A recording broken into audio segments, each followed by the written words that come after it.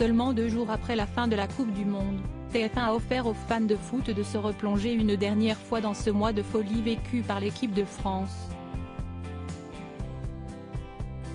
Une immersion dans la vie de groupe des joueurs de Didier Deschamps, qui s'est notamment faite en musique, puisque les footballeurs en écoutent beaucoup, notamment avant les matchs. Si le succès de 1998 reste associé au tube de Gloria Gaynor, I Will Survive, 2018 a permis l'émergence de VG Dream et son fameux Ramener la coupe à la maison.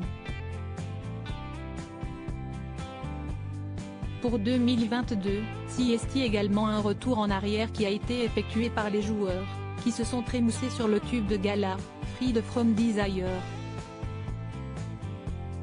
Une chanson sortie en 1997 par la chanteuse italienne est revenue au goût du jour par le biais du magnifique parcours des Bleus. Vu l'ancienneté du titre, on pouvait s'attendre à ce qu'un ancien de l'équipe, comme Olivier Giroud ou Hugo Lloris en soit à l'origine, mais pas du tout. Comme on l'apprend dans le documentaire Merci les Bleus diffusé ce mardi 20 décembre, ce n'est autre qu'Aurélien Tchouaméni, 22 ans, qui a eu l'idée de diffuser cette chanson auprès du groupe.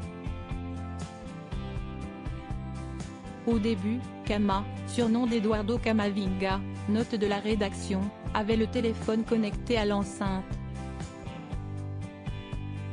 Il met une musique, je lui dis, non, non, ce n'est pas ce genre de musique qu'il faut mettre. Mais plutôt cette musique-là, explique le nouveau joueur du Real Madrid, avant de conclure fièrement, je suis plutôt content de mon coup. Un hymne qui a accompagné les Bleus toute la compétition. CST donc l'un des petits jeunes de l'équipe qui a eu l'idée de cette musique, qui s'est rapidement imposée comme l'hymne des Bleus tout au long de la compétition.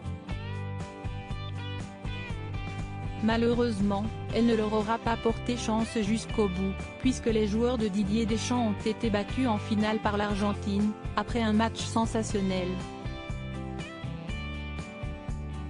Une défaite amère, surtout lorsqu'on voit les réactions des joueurs et des supporters argentins après leur victoire, qui manquent beaucoup de classe, notamment à l'encontre de Kylian Mbappé. Malgré la défaite, l'équipe de France a réussi un parcours incroyable dans cette Coupe du Monde, 4 ans après leur magnifique sacre en Russie. Vivement la suite pour des Bleus qui n'ont certainement pas fini de nous surprendre.